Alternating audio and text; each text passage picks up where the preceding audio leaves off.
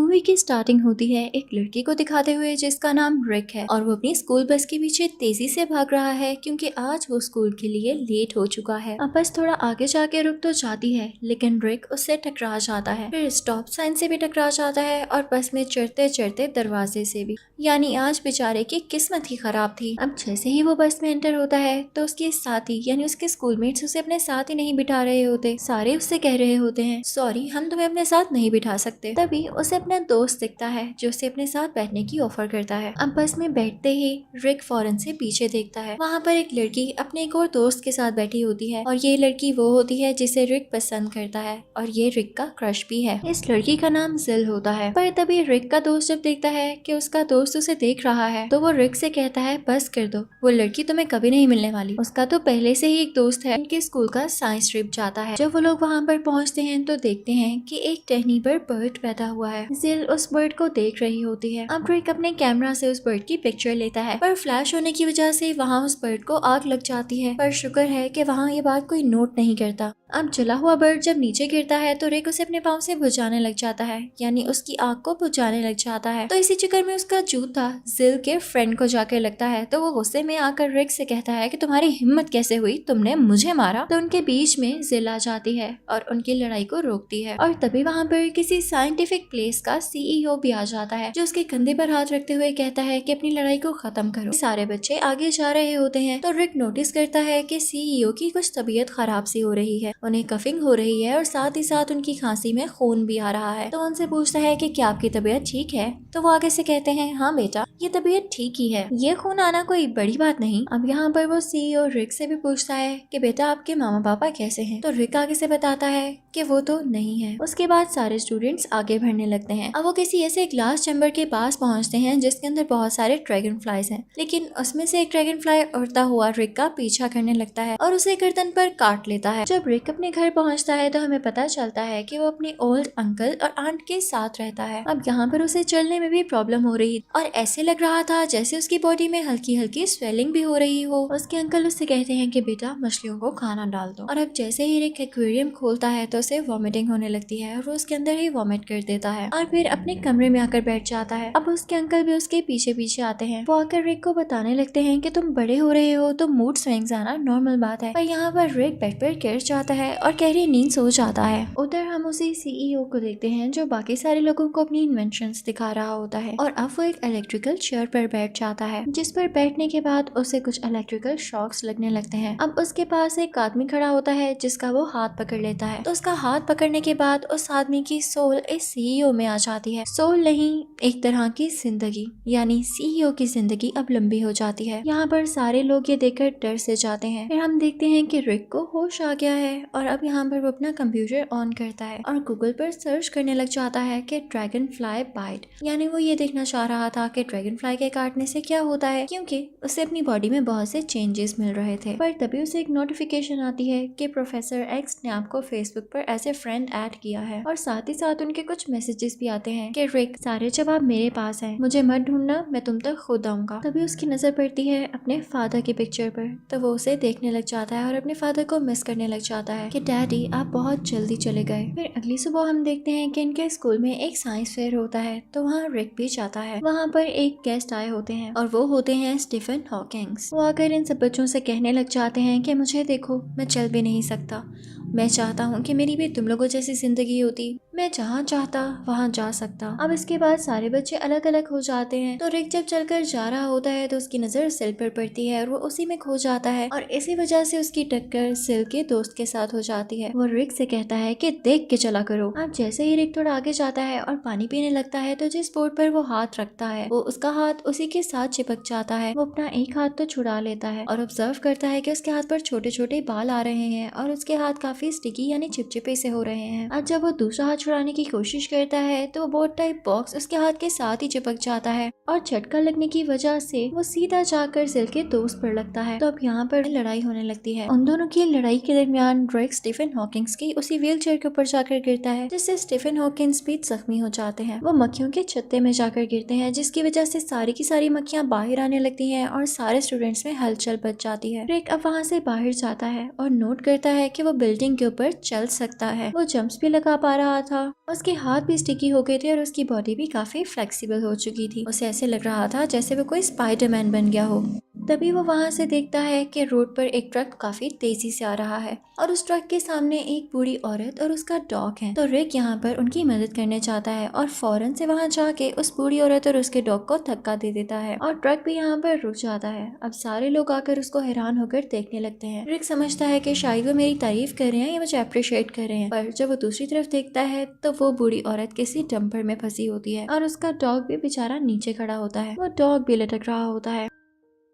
अब इसके बाद रिक अपने घर जाता है। जैसे वो घर के अंदर एंटर होता है तो देखता है कि उसके अंकल और उसका दोस्त वहाँ खड़े हुए हैं। उसके अंकल उसकी तरफ एक कील फेंकते हैं जिसे रिक काफी आसानी से कैच कर लेता है। तभी उसके अंकल उसे देख के कहते हैं कि रिक, मुझे तुम बदले बदले लग रहे हो। और रिक भी अपने अंकल की हर बात का काफी क्विकली जवाब दे रहा होता है। एक्सपेरिमेंट करने के लिए वो रिक पर अटैक करते हैं। वो एक नाइफ उठाते हैं और उसे मारते हैं, पर वो चाकू मुड़ जाता है और रिक को कुछ भी नहीं होता। यहाँ पर उन दोनों को पता चल जाता है कि रिक के पास कोई सुपर पावर्स हैं। रिक नोट करता है कि साथ वाले घर से काफी अजीब आवाजें आ रही हैं, यानी वो जिस घर के पास खड़ा हुआ है, और ये घर है उसकी दोस्त जिल का। अब वहाँ से जिल अपने घर से बाहर आती है क्योंकि उसे उसके दोस्त ने लेने आना था, लेकिन जाते जाते वो रिक से ये भी कह जाती है कि मैं तुम्हारे साथ भी ड्राइव पर जाना चाहूंगी। तो रिक बेचारा मासूमियत से अपनी साइकिल की तरफ देखता है कि मैं अपनी साइकिल पर इसे ड्राइव पर कैसे लेकर जाऊंगा, और तभी उसकी वो छोटी सी साइकिल पे गिर जाती है और टूट जाती है। यानी रिक को अब जिल से मिलने की कोई उम्मीद नहीं थी, यानी उसे ड्राइव पर ले जाने के लिए उसके पास कोई और सोर्स नहीं था। अब रिक घर आता है और उसे उसी प्रोफेसर एक्स की वीडियो कॉल आती है। तभी वीडियो कॉल खराब होने लगती है और वहाँ पर एक पॉपअप नोटिफिकेशन आती है जो किसी बैंक का ऐड होता है कि अगर आप गाड़ी के लिए लोन लेना चाहते हैं तो हम आपको लोन देंगे। अब ये देखकर रिक काफी खुश हो जाता है और सुबह अपने अंकल और आंट के साथ लोन लेने बैंक जाता है। पर तभी वहाँ पर रोबर्स आकर बैंक को लूटने लग जाते हैं और जब रिक बाहर जाकर देखता है तो वहाँ पर भीड़ लगी होती है। उस भीड़ के अंदर कोई छोटा सा बंदर होता है जो अपने करतब दिखा रहा होता है, लेकिन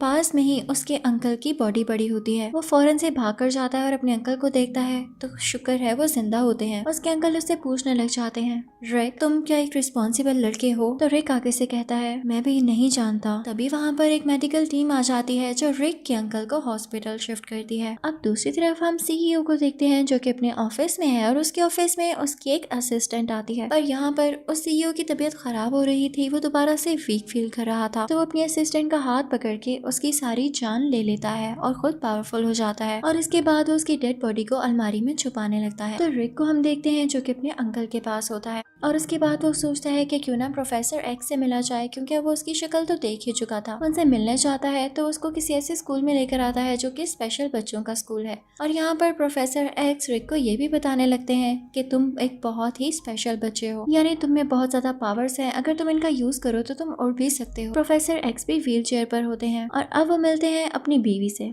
उनकी बीवी भी व्हील चेयर पर होती है और उन सब में बातें होने लगती हैं। तभी प्रोफेसर एक्स की बीवी एक छोटा सा बच्चा सामने लाती है जो कि बच्चा यानी इंसान भी नहीं लग रहा होता, ऐसे लग रहा था कोई टॉय है, और वो भी व्हील चेयर पर ही बैठा होता है। वो बच्चा आहिस्ता आहिस्ता से अपने छोटे छोटे हाथ अपने दिमाग की तरफ लाता है और टेलीकाइनेसिस करते हुए अपने फादर को यानी प्रोफेसर एक्स को हवा में उड़ा देता है। अब इसके बाद हम देखते हैं कि प्रोफेसर एक्स की बीवी रिक के सामने आती हैं और उससे कहती हैं कि तुम स्कूल में बिना कॉस्ट्यूम के ही आ गए हो, अगर तुम्हें सुपर हीरो बनना है तो अपना कॉस्ट्यूम डिजाइन करना होगा। अब यहाँ पर रिक जाकर अपना कॉस्ट्यूम डिजाइन करने लगता है जो कि ग्रीन कलर का होता है और उस पर ब्लैक कलर का ड्रैगन फ्लाई बना होता है, और उसे ये आइडिया उसी ड्रैगन फ्लाई के काटने की वजह से आया था। अब इसके बाद रिक अपनी छत पर चला जाता है और वहाँ बैठने लगता है कि तभी वहाँ पर एक और आदमी आता है जिसने ब्लू कलर का कॉस्ट्यूम पहना होता है। वो उसे कहने लगता है ये मेरी जगह है, यहाँ से उठो। तो रिक उसे कहता है आओ बात करते हैं, मिलकर बैठ जाते हैं।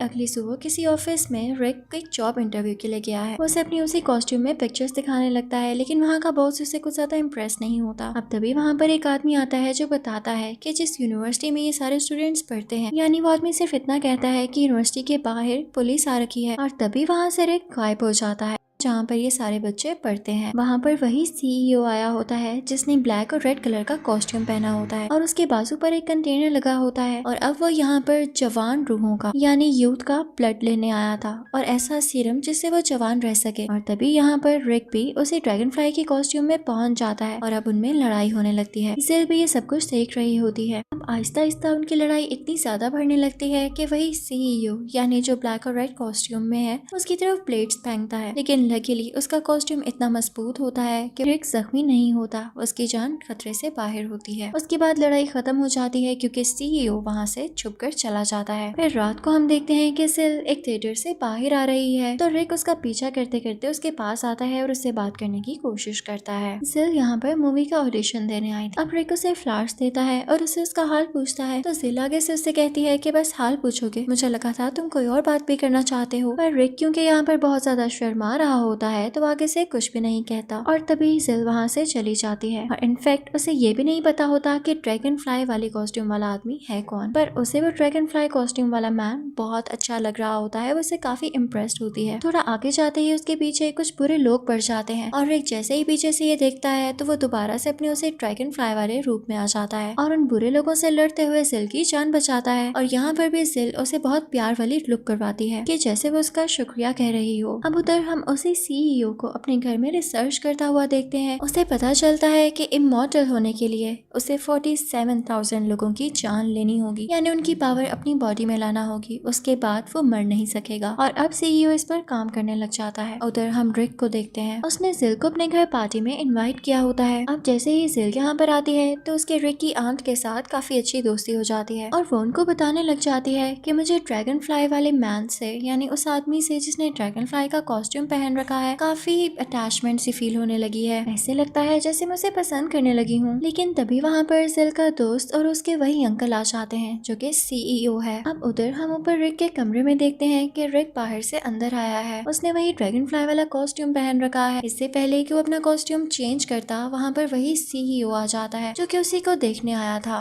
क्योंकि उसे शक होता है कि ये ड्रैगन फ्लाई मैन यही रिक है। पर यहाँ पर रिक यानी यही ड्रैगन फ्लाई मैन फौरन से ऊपर अपनी छत पर छुप जाता है, यानी कमरे की छत पर। सीईओ जब उधर देखता है तो वो किसी ड्रॉअर में छुप जाता है। अब वो सीईओ जैसे जैसे उसको ढूंढने की कोशिश कर रहा होता है तो रिक वैसे वैसे उसको ट्रैक कर रहा होता है और फाइनली सीईओ थक हार कर नीचे चला जाता है। और तभी एंट्री होती है रिक की, जो कि कपड़े बदलकर अब दरवाजे से अंदर आ रहा है। यहाँ पर वो सीईओ नोटिस करता है कि रिक के हाथ पर और होंठ पर जख्म के निशान है, तो उसे पूछने लग जाता है कि भाई तुम कहाँ से आ रहे हो। तो रिक उसे कहता है कि मैं किसी लड़के से लड़ कर आ रहा हूँ। तो यहाँ पर सीईओ को शक होने लग जाता है कि शायद यही ही ड्रैगन फ्लाई है, पर रिक उसकी कोई बात का जवाब नहीं देता और उसे इग्नोर करता है। इसके बाद हम देखते हैं कि सिल का फ्रेंड वहाँ से चला जाता है और अब सिल और रिक अकेले होते हैं और ड्रैगन फ्लाई के बारे में ही बातें करने लग जाते हैं। पर जैसे ही लोग बातें कर रहे होते हैं तभी वहाँ पर वो सीईओ अपना ब्लैक और रेड कॉस्ट्यूम पहन कर आ जाता है और इस कॉस्ट्यूम के साथ इसका नाम है आवर ग्लास। वो इन पर अटैक करने की कोशिश करता है और कहता है कि मुझे कई हजार लोगों की जान लेनी है। अब वो आगे आने की कोशिश करता है लेकिन रिक उस पर अटैक करने वाला होता है कि तभी स्लिप होकर खुद ही नीचे गिर जाता है। अब इसके बाद आवर ग्लास रिक की आंट के पास जाता है और उनकी जान भी निकाल लेता है। अब यहाँ पर तो उनकी डेथ हो जाती है। तो अब उधर हम हॉस्पिटल में देखते हैं कि रिक के अंकल जो काफी बीमार थे उन्हें होश आ चुका था, पर डॉक्टर्स ने सख्ती से मना किया था कि इन्हें कोई बुरी खबर नहीं देनी। लेकिन फिर भी एक डॉक्टर आके उन्हें वहाँ पर बता देता है कि आपकी वाइफ मर चुकी है। और अब सुबह उनका फ्यूनरल होता है जिसमें उनके हस्बैंड यानी रिक के अंकल भी शामिल होते हैं और एक ताबूत में चले जाते हैं ताकि वो अपनी बीवी के साथ ही रहें। पर उन्हें नहीं पता था कि ये ताबूत उनकी बीवी का नहीं है, बल्कि उनकी बीवी वाला ताबूत तो भी आ रहा था।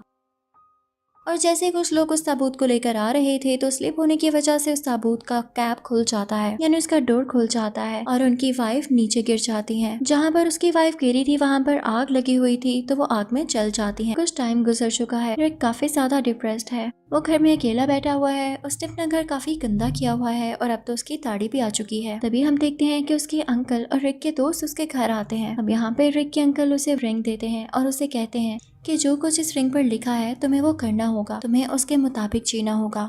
और जो वर्ड्स उस रिंग पर लिखे हुए थे वो ये थे: honour, dignity, pride, commitment, duty और हेल्थ केयर। तब रिक भी आगे से कहता है कि मैं समझता हूँ कि मुझे इन चीजों को फॉलो करना होगा और अब मैं भी सुपर हीरो बनना चाहता हूँ, लेकिन मुझे समझ नहीं आ रहा कि मैं करूँ तो क्या करूँ। अब यहाँ पर सारे एक चीज को लेकर परेशान हो रहे थे क्योंकि आवर ग्लास ने रिक से कहा था कि वो किसी ऐसी सेरेमनी में जाएगा जहाँ पर हजारों लोग हों और वहाँ पर वो सारे लोगों की जान लेगा और एक साथ ही स्ट्रॉन्ग हो जाएगा। तभी टीवी में न्यूज आती है कि एक कन्वेंशन होने वाली है और उसमें 1000 लोग आने वाले हैं। तो रिक को पता चल जाता है कि यही वो मुकाम है, यानी यही वो इवेंट है जहाँ पर ये इंसिडेंट होगा। वो वहाँ पर चला जाता है। अब उसे नहीं पता होता कि सीईओ ही आवर-ग्लास है, तो उसे सीईओ से पूछने लग जाता है कि आवर-ग्लास कौन है। तो सीईओ आसपास देखता है, उसे एक मॉन्क नजर आता है जो बच्चों से बात कर रहा होता है। तो रिक से वो कहता है कि यही आवर-ग्लास। तो रिक वहाँ जाकर उस मॉन्क को बहुत बुरे तरीके से मारने लग जाता है और इसी दौरान असली आवर-ग्लास यानी वो सीईओ वहाँ से भाग जाता है।